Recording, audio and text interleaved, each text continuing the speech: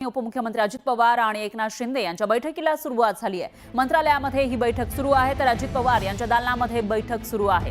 नगर विकास खात्यासंदर्भात वित्त नियोजन संबंधी ही बैठक असल्याची माहिती समोर येते। राज्याचे दोन्ही उपमुख्यमंत्री, एक अजित पवार दुसरे एकनाथ शिंदे यांची ही बैठक आहे तर मंत्रालयामध्ये या बैठकीला सुरुवात झाली आहे आणि यामध्ये नगर विकास खातं जे शिंदेंकडे आहे त्या संदर्भात वित्त नियोजन संबंधी ही बैठक असल्याची माहिती समोर येते। त्यामुळे आता नगर विकास खात्यासंदर्भात वित्त नियोजन कसं केलं जातं, काय या बैठकीमध्ये ठरतं ते बघावं लागेल। आणि नगर विकास खातं हे महत्त्वाचं आहे। त्या काही दिवसांमध्ये पालिकेच्या निवडणुका होणार आहेत, त्या पार्श्वभूमीवर पालिकांसाठी काही खास योजना आणली जाते का तेही बघावं लागेल।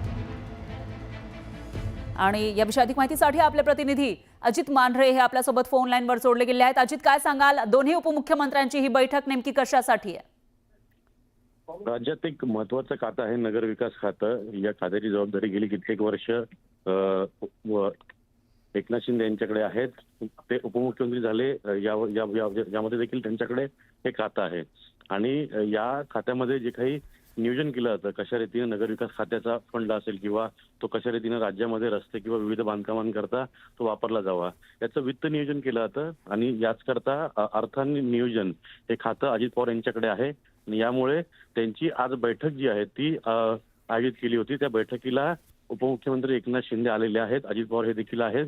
त्यांच्यामध्ये बैठक सुरू आहे। नगर विकास खात्यातल्या वित्त आणि नियोजन या बाबतीमध्ये पूर्ण आढावा बैठक जी आहे ती अजित पवार यांच्याकडे आहे आणि त्यानिमित्ताने एकनाथ शिंदे हे त्यांच्या मंत्रालयातील दालनामध्ये आलेले आहेत। त्यांची बैठक सुरू आहे। जवळपास अर्धा तास झाला ही बैठक सुरू आहे।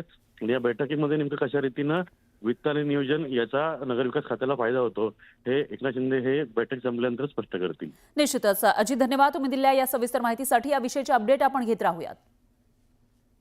आणखी एक मोठी बातमी आहे। महायुतीमधील पालकमंत्रीपदाचा बाच चव्हाट्यावर आल्याचं पाहायला मिळालं आहे। आम्ही प्रामाणिकपणे काम केलं, कोणी अंगावर आलं तर शिंगावर घेऊ असा इशारा शिवसेनेचे मंत्री भरत गोगावले यांनी दिलाय आणि नाव न घेता सुनील तटकरेंना हा इशारा त्यांनी दिलाय। तर शिवसेनेचे आमदार महेंद्र दळवी यांनी तटकरेंना सज्जड दम दिलेला आहे। सुनील तटकरेंनी लक्षात घ्यावं, इथले मोठी घराणेशाही आम्ही संपवली, आता दुसरी घराणेशाही सुद्धा संपवणार आणि तटकरेंना पहिल्या बाकावरून शेवटच्या बाकावर बसवणार असा इशारा महेंद्र दळवी दिलाय। भरत शेठ का नको तर पालकमंत्रीच्या शर्यतीत आहे म्हणून, आणि महेंद्र दळवी का नको तर तिकडं घारे निवडून यायला पाहिजे म्हणून।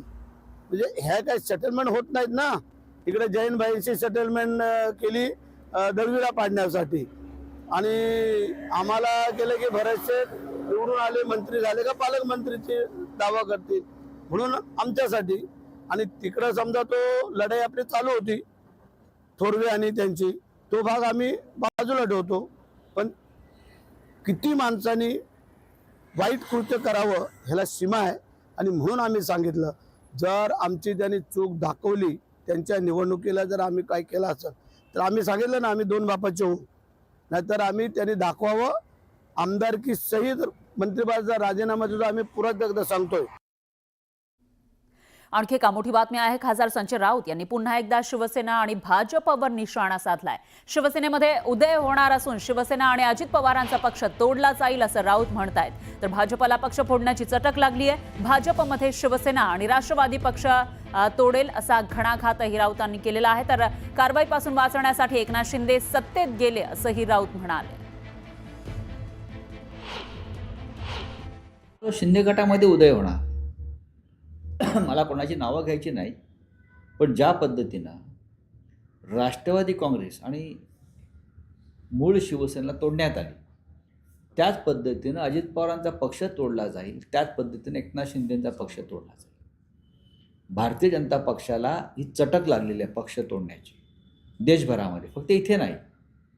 चंद्राबाबूचाही पक्ष तोडला जाईल, नितीश कुमारांचाही पक्ष तोडला जाईल। यांच्या दाताला जिभेला रक्त लागलेलं आहे आणि जोपर्यंत ही चटक आहे तोपर्यंत हे फोडाफोडीचं राजकारण चालू आहे।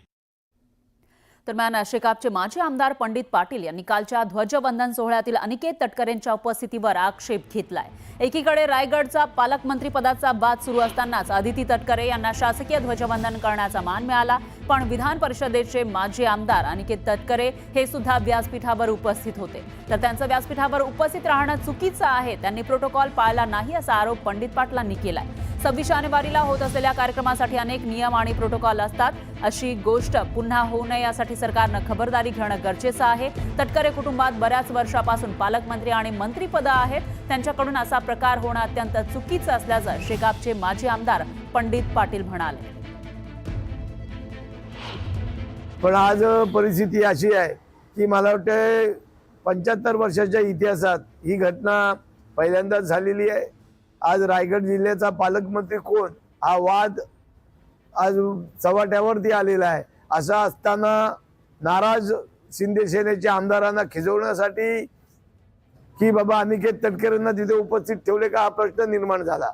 पण माझी या आपल्या माध्यमातून महाराष्ट्र सरकारच्या मंत्र्यांना आणि सेक्रेटरीना आव्हान आहे की अशा कार्यक्रमाचे जे प्रोटोकॉल आहेत ते फॉलो करायला पाहिजेत.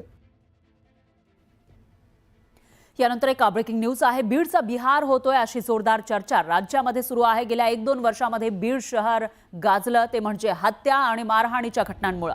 आता यातील हत्येच्या एक घटनांना बाचा फुटू लागली आहे. मसाजोगचे सरपंच संतोष देशमुख यांची निर्घृणपणे हत्या झाली आणि महाराष्ट्रासह देशभरात बीड जिल्हा चर्चेत आला. 9 डिसेंबरला मसाजोगचे सरपंच संतोष देशमुख यांची हत्या करण्यात आली. त्यापूर्वी म्हणजे ऑक्टोबर 2023 मध्ये महादेव मुंडे यांची हत्या झाली होती. तर 13 ऑगस्ट 2024ला सौरभ भोंडवेची हत्या करण्यात आली. या सर्व हत्यांचा मास्टर माइंड एकच असल्याचा आरोप कुटुंबियांनी केलाय. वाल्मिक कराडनं सर्व हत्या घडून आणल्याचा आरोप होतोय. कारण कराडचं बीडमधील सर्व पोलीस स्थानकामध्ये ओळख आहे. त्यामुळं गुन्हे केल्यावरही शिक्षा न होणं किंवा शिक्षेमध्ये सवलती मिळणं शक्य होतं आणि त्यामुळेच बीडचा बिहार होतोय का अशी चर्चा सुरू आहे. तर बीडमधील अनेक पोलीस हे आरोपी वाल्मिक कराडचे निकटवर्ती असल्याचा आरोप वारंवार केला जातोय. आता सामाजिक कार्यकर्त्या तृप्ती देसाई यांनी कराडच्या निकटवर्तीय पोलिसांची यादी जाहीर केली आहे. या सर्वांची बीड जिल्ह्याच्या बाहेर बदली करा अशी मागणी त्यांनी केली. या पोलिसांची बदली जेव्हा बीडच्या बाहेर कराल तेव्हाच इथला गुंडाराज संपेल असा दावाही देसाईंनी केला.